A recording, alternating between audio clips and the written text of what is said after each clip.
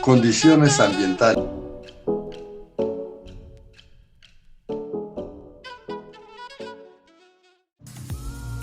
Respuesta de los animales a la temperatura ambiental. La mayoría de las especies de animales son como las plantas, ectotermos. Dependen de fuentes externas de calor para determinar el ritmo de su metabolismo. Esto incluye los invertebrados y también peces, anfibios y lagartijas. Otros, principalmente aves y mamíferos, son endotermos. Pueden regular su temperatura corporal produciendo calor dentro de su cuerpo. La distinción entre ectotermos y endotermos no es absoluta. Algunos ectotermos típicos, algunos insectos por ejemplo, pueden controlar la temperatura corporal a través de actividades musculares, por ejemplo, temblores en los músculos de vuelo. Algunos peces y reptiles pueden generar calor durante periodos de tiempo limitados e incluso algunas plantas pueden utilizar la actividad metabólica para elevar la temperatura de sus flores. Algunos endotermos típicos, en cambio, como los lirones, los erizos y los murciélagos, permiten que su temperatura corporal descienda y se diferencie apenas de la de su entorno cuando están hibernando, como se demuestra en este gráfico, donde vemos los cambios en la temperatura corporal durante el invierno de 1996 a 1997 de la ardilla de tierra europea Spermophilus citellus, que es la línea continua, en comparación con la temperatura ambiente del suelo, que es la línea de puntos, a la misma profundidad a la que hibernaba. Ten en cuenta que durante la hibernación, desde principios de octubre hasta mediados de marzo, la temperatura corporal era en su mayoría indistinguible de la temperatura ambiente, aparte de los breves periodos repetidos de actividad acompañados de temperaturas corporales normales. A pesar de estas superposiciones, la endotermia es inherentemente una estrategia diferente a la ectotermia. En un cierto rango de temperatura estrecho, un endotermo consume energía a una tasa basal, pero a temperaturas ambientales cada vez más por encima o por debajo de esta zona, las endotermas gastan cada vez más energía manteniendo su temperatura corporal constante. Esto los hace relativamente independientes de las condiciones ambientales y les permite permanecer más tiempo en el rendimiento máximo o cerca de él. Los hace más eficientes tanto para buscar comida como para escapar de los depredadores. Sin embargo, existe un costo, un alto requerimiento de alimentos para impulsar esta estrategia.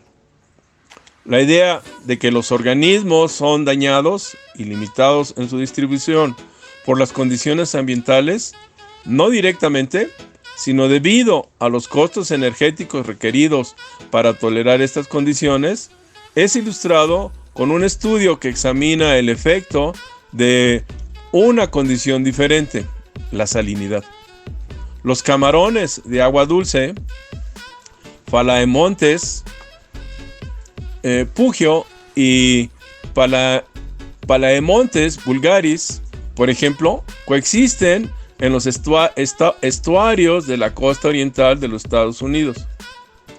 En una amplia gama de salinidades, pero el primero parece ser más tolerante a salinidades más bajas que el segundo, ocupando algunos hábitats del cual este último está ausente. Esta figura muestra el mecanismo que probablemente subyace a esto. En el rango de la salinidad baja, aunque no en la salinidad más baja efectivamente letal, el gasto metabólico fue significativamente menor en Phalaenoptes pugio.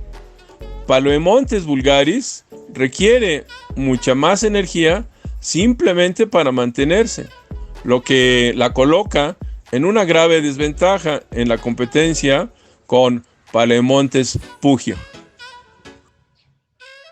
Los endotermos tienen modificaciones morfológicas que reducen sus costos energéticos. En climas fríos, la mayoría tiene una relación de superficie a volumen baja, orejas y extremidades cortas, lo que reduce la pérdida de calor a través de las superficies.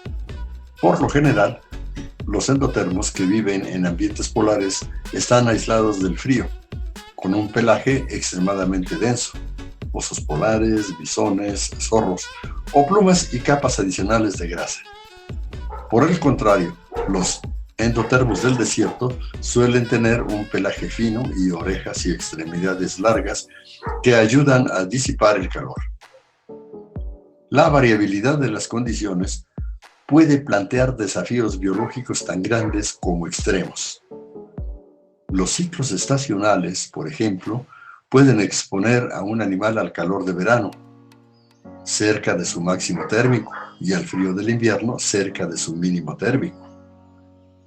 Las respuestas a estas condiciones cambiantes incluyen la colocación de diferentes abrigos en el otoño, gruesos y cubiertos por una capa de grasa gruesa, y en la primavera un abrigo más delgado y una pérdida de la capa grasa densa, como se muestra en esta gráfica.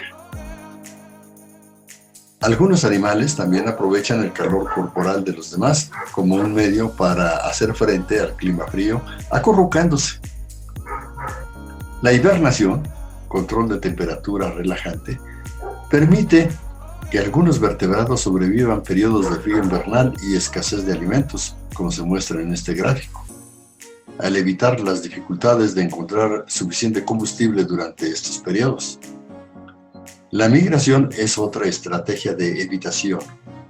El charrán ártico, para tomar un ejemplo extremo, viaja desde el Ártico a la Antártida y regresa cada año experimentando solo los veranos polares.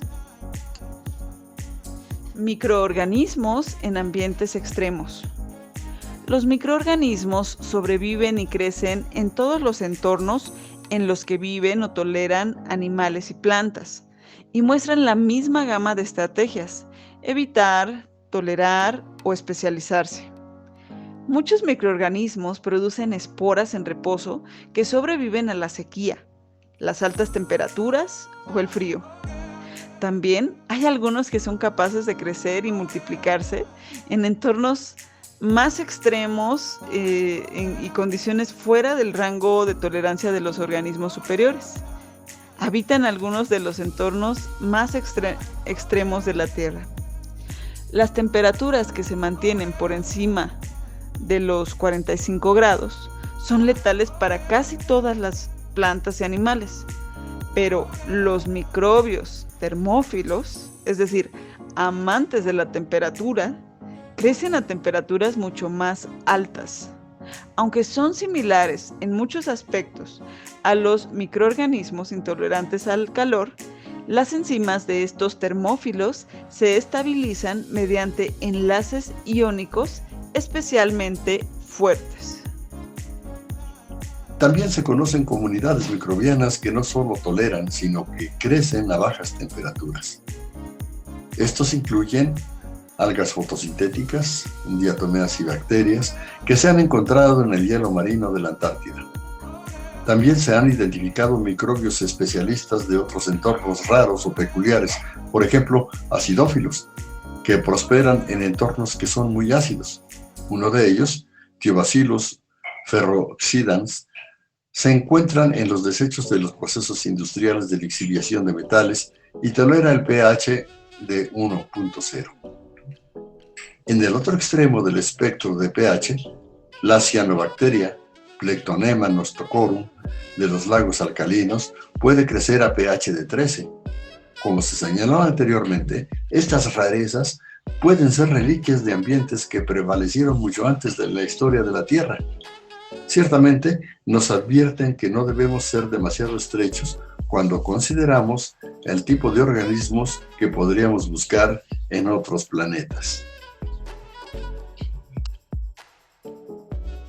En resumen, la forma en que los organismos responden a las condiciones es relativa. Hay 3 tipos básicos de curvas de respuesta a diferentes condiciones. Las condiciones pueden actuar como estímulos para el crecimiento, desarrollo, germinación, entre otros procesos. Incluso las condiciones pueden desencadenar respuestas alteradas a las mismas condiciones. Las condiciones pueden influir en los procesos de depredación al afectar al depredador o a la presa, o pueden favorecer la interacción de competencia. Los organismos sedentarios y móviles tienen diferentes estrategias para contrarrestar los cambios en las condiciones ambientales. Por último, existen criaturas extrañas que pueden vivir a 45 grados, otras pueden vivir en el hielo, otras pueden vivir a pHs de 1.0 o a pHs de 13. Vemos cómo las condiciones ambientales son un factor determinante para la capacidad de vivir de los organismos, la estrategia de vida que adquiere y las interacciones que ocurren. En el siguiente video abordaremos los recursos ambientales. ¿Qué se distinguen de las condiciones? Lo veremos.